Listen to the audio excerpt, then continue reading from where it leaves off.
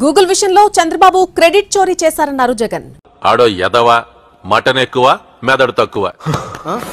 Google కు సంబంధించి clarification నీ గురించి అనుకుంటున్నావయ్యా.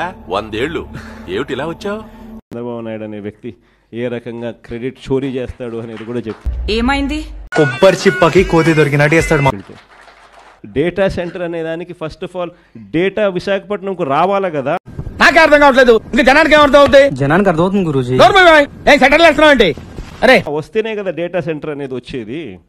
అదిగో చూడు. So data centre is going to be a key factor. నీ మామ పర్రి డేటా ఉంటే ఆ డేటాను రకరకాల ఆ డేటాకు మైండ్ అప్లై చేస్తే అది ఆర్టిఫిషియల్ ఇంటెలిజెన్స్ అవుతుంది. టోటల్ గా సోడా గ్యాస్ తీసేసిండన్నమాట. అరే ఇజ్జత్ భయ్ మేము ఏడుస్తా ఉంటే గట్లా నవ్వుతారేమన్నా. ఆ డేటా అనేది సింగపూర్ నుంచి కేబుల్ తీసుకొచ్చేదానికి అంకురార్పణ చేసింది వైఎస్ఆర్సీపీ ప్రభుత్వంలో జరిగింది. కాబట్టి నిజమేందో అబద్ధమేందో తెలుసుకునే తెలివితేటలు వాడికాడు ఉండేరా. అడుటి క్రాకు ఎవడి ఏం చెబితే అదే నిజమని నమ్ముతాడా? విద్యార్థి విభాగం నేతలతో భేటీ అయిన ఆయన కూటమి ప్రభుత్వంలో విద్యా వ్యవస్థలో విధ్వంసం జరుగుతున్నట్టుగా చెప్పారు.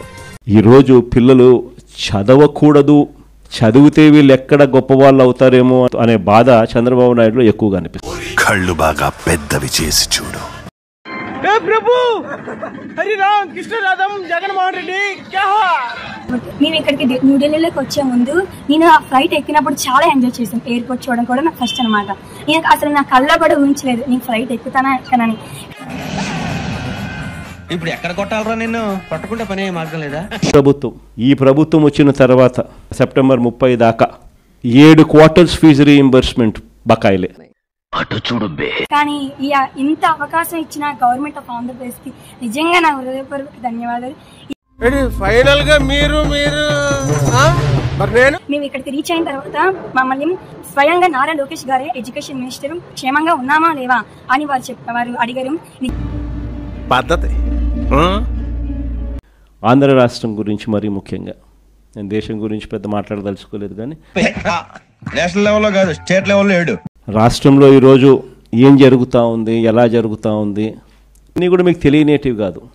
మాకు తెలియదు సార్, మీరు దేశ ముదురు కాబట్టి చెప్పండి. మీరు ముదురు కదా. గట్టిగా విద్యార్థులు, గట్టిగా యువత అడుగులు ముందుకు వేస్తే దేశాలలో గవర్నమెంట్లు మారిపోతా ఉన్నాయి.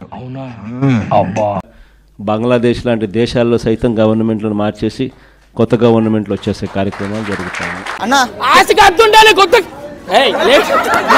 మనము యంగ్స్టర్స్గా మన పాత్ర అన్నది ఎంత క్రిటికల్ అన్నది గుర్తుపెట్టుకుంటాం.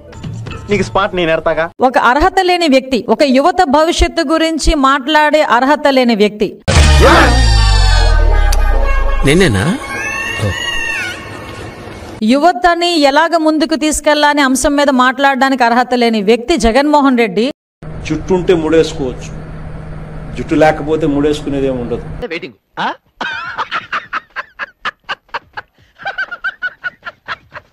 వాళ్ళ విద్యార్థి విభాగాన్ని కొంతమందిని యువతిని కలిసి ఈరోజు కూర్చోబెట్టి ఒక ట్రైనింగ్ ప్రోగ్రామ్ ఏదో పెట్టాడంట.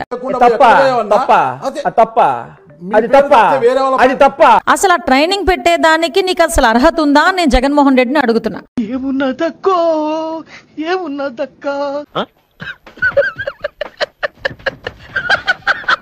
పులివెందుల ఎమ్మెల్యేకి కనీసం అర్హత ఉందా అని నేను అడుగుతున్నా. ఎందుకు హోంమంత్రి గారు అంటూ ఉంటారు పులివెందుల శాసనసభ్యుడు, ఆయన పులివెందుల శాసనసభ్యుడే.